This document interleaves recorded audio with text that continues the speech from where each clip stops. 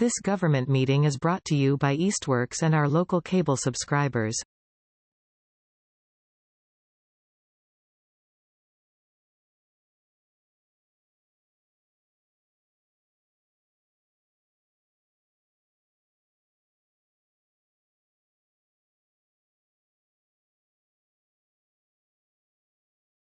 I'm going to go ahead and call the meeting to order at 6:03. And it's, all three of us are in attendance.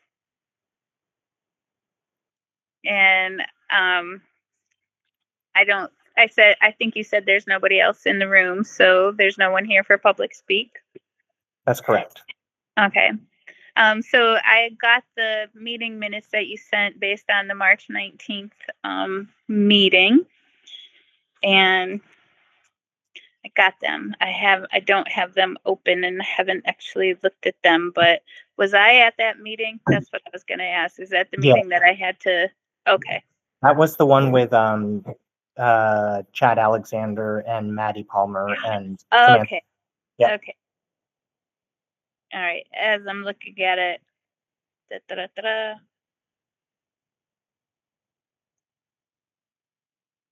okay. Apologies.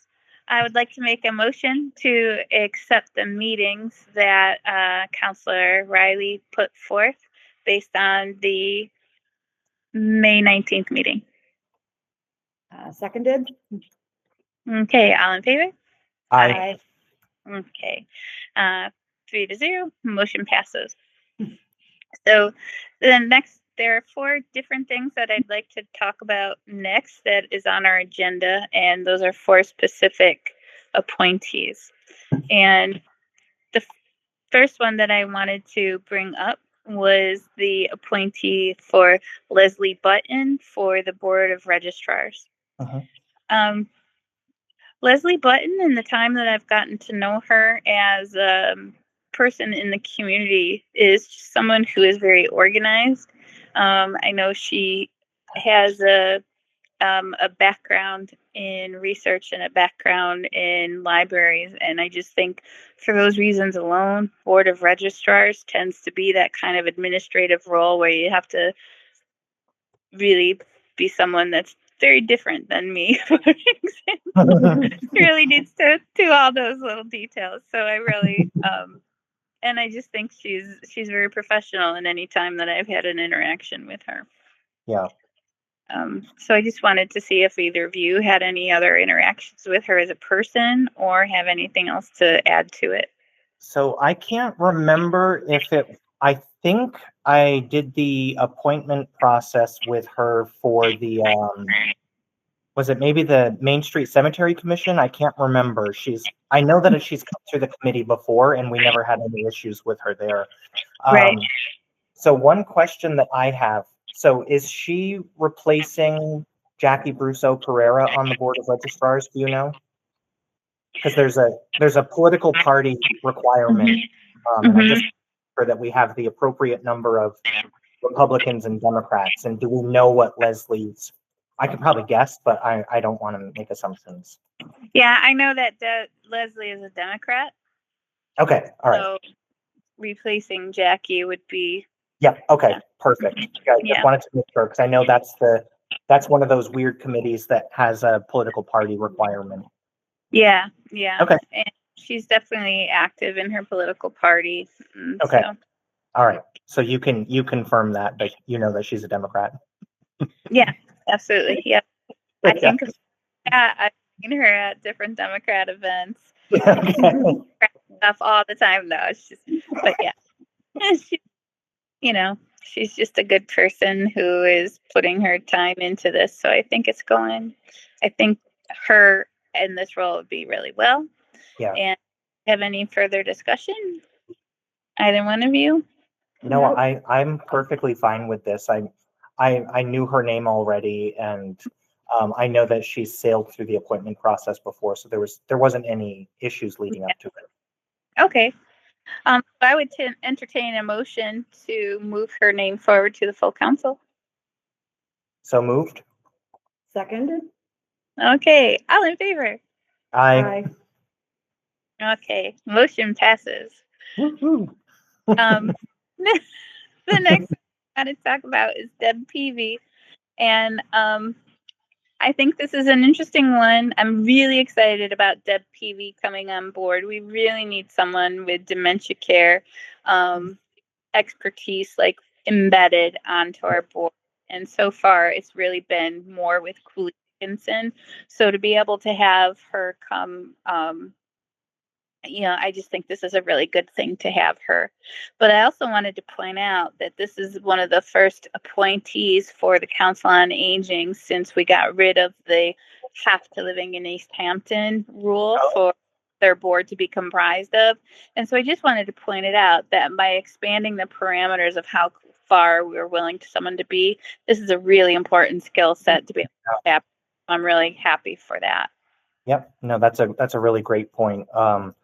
Yeah, I've been having conversations in the community sort of, at large about what it means to expand recruitment circles and,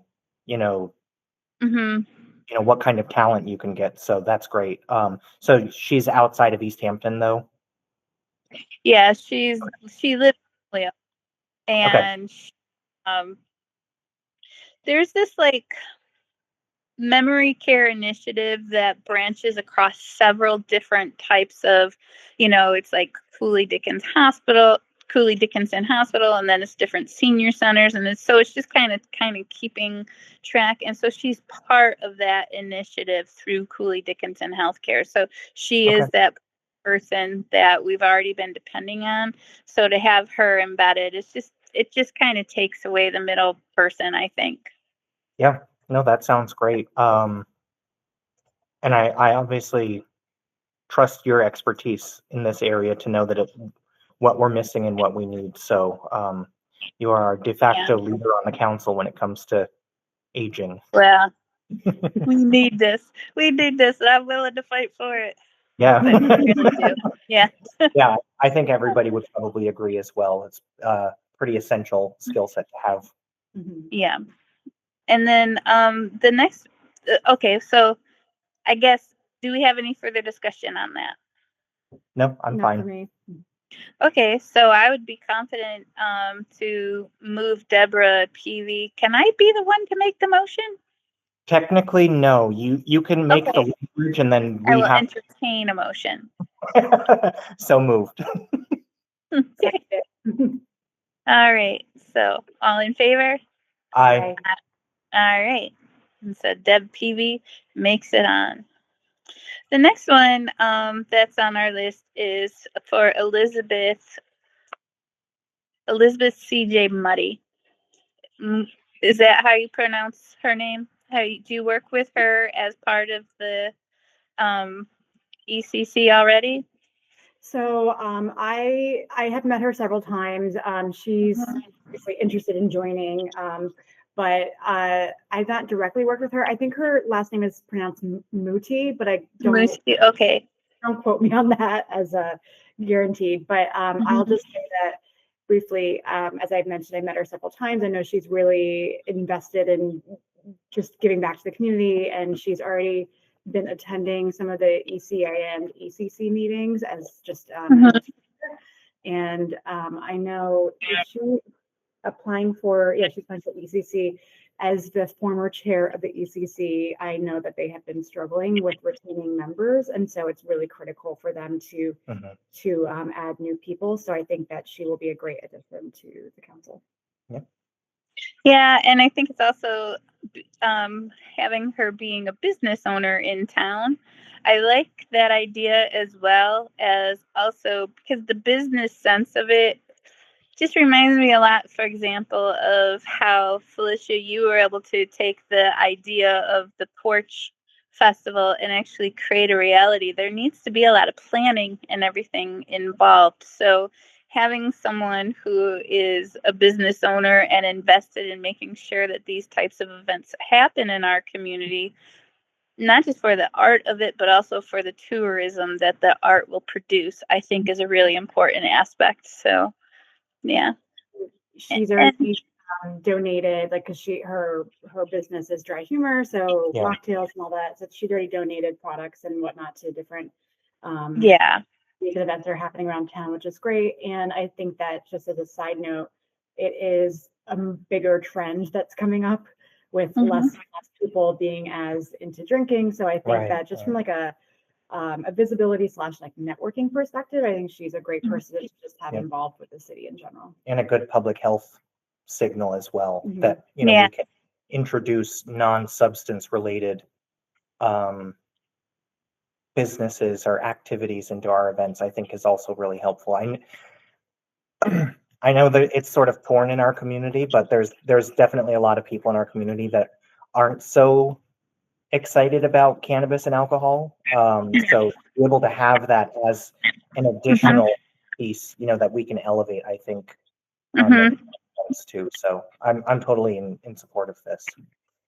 Well, I am too. I was just thinking about how at Westfield State, with a lot of the student clubs, the way that they will have different mixers and stuff, it all has to be dry. And so in that respect, I see a lot of socializing using the dry as the way to really be the spokes thing. So I think it'd be really cool if that's continued here, because I know in that context at the college level, most students aren't familiar with alcohol yet. And so one of the first ways students trip up is when we have some sort of gala or something that they're representing the university at, but they're there with their friends and everything. And sure enough, there's someone who's completely over the top with it. And I honestly feel like if we could just have a lot more, I wouldn't know what to order as a dry drink other than saying I guess we'll have a ginger ale. So I just find it, the whole thing of it, like an entire culture that I'm really curious to know more about. And I'll stop talking about it now. No, I totally agree with you. I think it's really exciting. And when I saw the business, I was like, oh, would be a really cool thing to kind of platform within our culture. So I think it's really great. Me too. Okay, so I would entertain a motion to accept. Oh, I just scrolled down to the wrong place in my.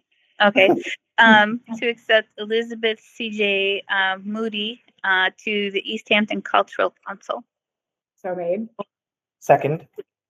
Okay, with a term expiration of 6/3/2028. Okay, all in favor? Aye. Aye. Okay, motion passes. And now the last one is Wendy Taylor Jourdain for the Planning Board with a term expiration of 12/31/25. Planning Board, that just makes me sad still. But when I think about Wendy coming into this position, this has been one of those very gendered boards traditionally within our city. And I'm very supportive of a woman stepping into this role. It's interesting because it has a term expiration of 12/31, so obviously it's a pretty short term appointment. But I think in some ways that it would be nice if almost all of these really heavy boards have are you sure you're getting what you're getting into? At the end of the year, would you like to reconsider? Maybe it's good that we don't have that. But anyway, I don't know. Do either of you know Wendy personally? No, I've never met her before. Okay. I know from reading the packet, having James sort of be the person to encourage her to apply, I think is a really positive signal as well. It shouldn't be this way, in that boards and committees kind of serve like a family, if you will, right? It's supposed to be just government based, but they have those guys that are on the board have been there forever and served with each other forever. And I know that there's a really strong bond on the board. So to know that somebody is being invited in by the board, I think is a positive signal that, that she'll be able to be successful there because, sometimes it's like, like in grouping and out grouping, right? If you show up in a board where everybody's known each other for 15 years, Mm-hmm. feel alienating to join that and not really fit in, if you will. Yeah.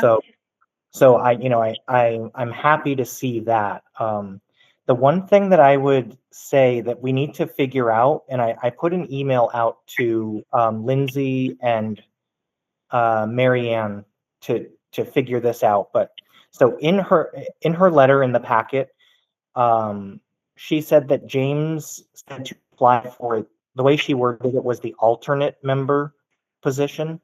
And I think what she means is the associate member, which has its own distinction, which means that it's kind of like a learning position where you don't vote on agenda items unless there's absences that kind of prevent a quorum from happening.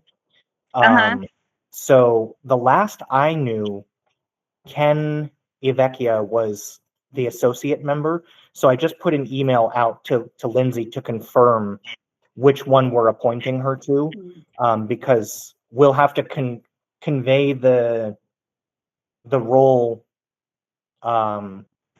specifically what it would be, whether she's a full member or an associate member. But other than that,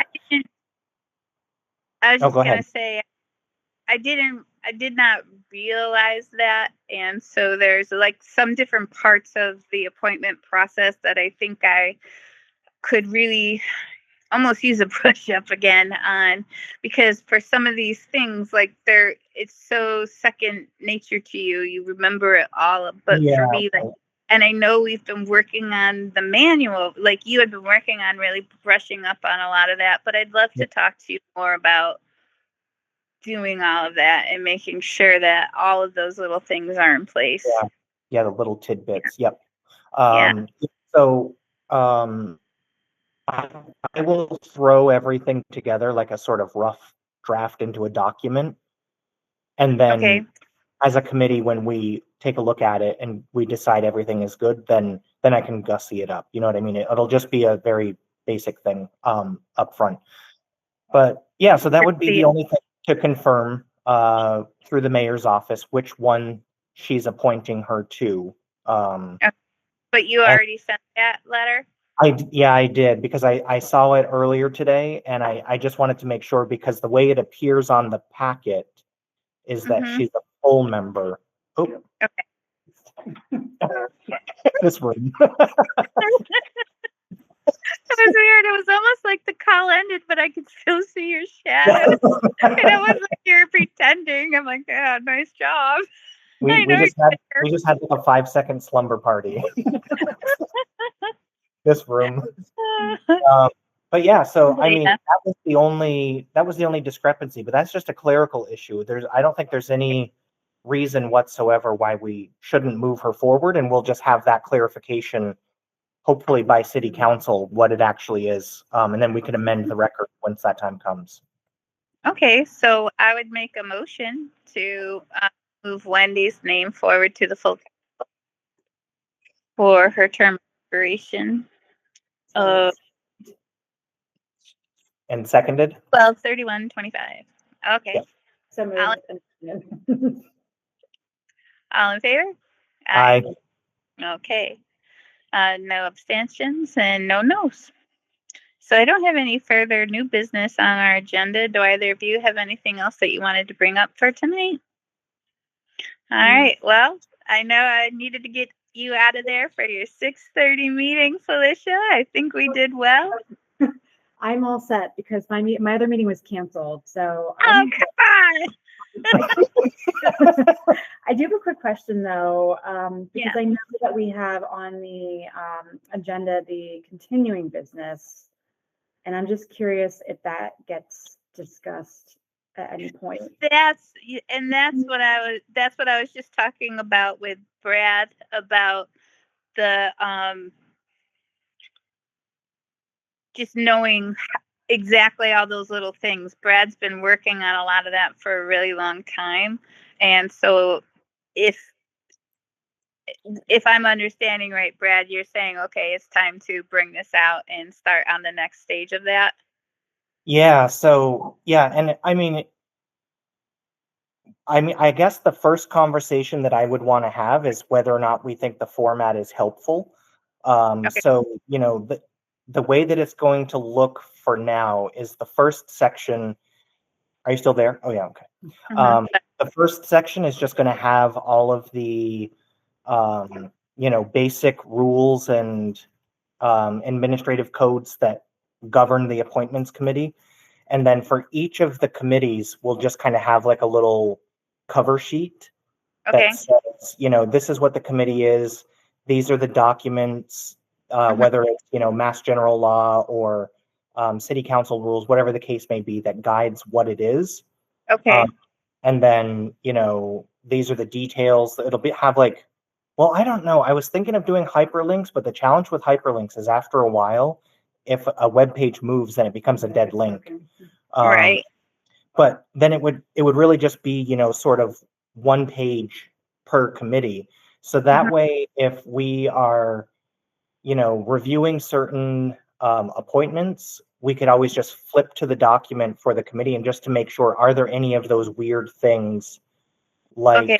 you know, political party or associate member or Must live in Easthampton. yeah, or like, you know, like the agricultural commission has like a little carve out for it that says you don't have to be an Easthampton resident if you own an agricultural farm in Easthampton. So it's, you know what I mean? The little like tidbits like that are helpful to know. Also, the housing authority has a lot of very strange restrictions about residents and union members and things like that. So it's always good to catch that information up front as opposed to we find out we did something wrong and then we have to tell somebody like, actually, you can't be on the committee anymore. So it just makes us look better if we get it right the first time. And Right. that actually, this project was born out of me making those errors when I was the chair. So it's a steep learning curve. Well, I'm not going to say which department at the university that I work at, but they accidentally had one of their secretarial staff send all of the rejections acceptance letters. So Oh they no. send out over 50 rescinded invitations to come to graduate school. So at least it'll never be like that. Yeah. But God, not what a this current soul-crushing letter to university. get. It was an old one. Yeah. Mm. Anyway. Yeah. Yeah. So Think about. Yeah, I mean, no rush, but what's the timeline? Just curious. so let me think. So we're meeting once a month for the summer. So I could probably have everything ready as like a rough draft to share towards the end of August. So ready for our September meeting. Okay. Yeah. And then I mean, I suppose it's fine I'll share it with you by email. We just can't talk about it. We'll just have to wait until our next meeting after that to. So Okay. if you have any nail biting critiques, you have to wait. Okay. Sounds good. Like, because I think Really. for us to wait till you're done with at least the first draft. Yeah. Because otherwise, if we were to start like digging into vacancies and everything, Yeah. it's too much happening at the same time. So Yep. if we start with whenever you're done with that, and then we can use that to really dig into the vacancy review. Because Yeah. I do think that, and again, I'm just kind of speaking with the lens of the ECC and seeing how challenging it's been to keep the members. And that's how I got involved to begin with, because they didn't have enough members. Right. So they were desperate. Yep. And I'm just I've been thinking about what our role is, but also what kind of support we can be offering to some of these, especially like these smaller councils that really aren't as, you know, high prominence, or maybe don't know as much of the resources they may have available to them to make sure that they're able to be, you know, that they have enough diversity in their membership, that they have enough members, all that stuff, and kind of really keep the relationship going even after somebody goes through the appointment process. Yeah. Yeah. So a question for you, Tamara, do you get like monthly emails from the city clerk about what our current vacancies are and like the current list of city employees or city officials? Mm-hmm. Okay, good. All right. I just wanted to make, that was something Barbara was sending me all the time, and if it was really helpful to have. So if that wasn't happening, I was just going to suggest Okay. out to the clerks to make sure that we get that info. Mm-hmm. Mm-hmm. Yeah. Yeah. So I guess if we have any new appointments coming up at this upcoming, um, sorry, let me just go to my thing. Aside from that, are there any other things that we need to meet about over the summer is what I wanted to say. Yeah, I don't think so. I mean, I wouldn't want to necessarily suggest this because it would be for the two of you to do in my absence once I'm not on city council. So I don't want to like offer up work for you both to do. But one thing that I thought about, and it just never came to fruition, Yeah. and it would take quite a bit of work because of how many committees there are, but to do sort of like a gap assessment in the committees, like to reach out to the chairs and say, like what are the skill sets that you're missing that you could really use? And, there's no rules against what the city councilors can do to recruit for these positions. So, maybe there's like some sort of like a recruitment strategy where, we find places to advertise for open seats. There has to be a better way to do, like, because that's the one thing we always hear. Like, we had no idea that there was even a vacancy. So, Right. yeah. I mean, if we just were to start like mentioning it at meetings, I don't know, that's still a limited slice of Yeah. who we were going to reach, Yeah. but there's got to be a way. I know the website is tricky to navigate, and I don't even know if this information is fully captured there, but Mhm. yeah. Something that we are doing at Tapestry is creating like a QR code poster, if you will. So Okay. like, if there were like city events or cultural events, like, so like say like Food Truck Fridays, for example, to have a sign like that there that says, if you're interested in volunteering with the city, use this QR code for the open Yeah. position, something like that, that the city could bring around to different events might be really helpful as a recruitment strategy. Even just having like a table or a booth at like Cultural Chaos. Yeah. We did that one time when I first started as a city councilor. We did something like that and it just wasn't successful, but I feel like technology's changed immensely just over the last like 4.5 years or so, that Yeah. I think we could do it a lot easier than Mhm. just walking around and asking people if they want to be involved. That's Yeah. what we were I doing agree. before. Yeah. I mean, we go through the same thing with just finding volunteers for Easthampton neighbors. Like, Yeah, it's not that people don't want to do it. It's just they don't know how to link into all of that. So yeah, it would be a very common problem yeah. for organizations to have. Yeah. But okay. Well, I guess I would entertain a motion to adjourn. So moved. Seconded. All right. All in favor? I. Aye.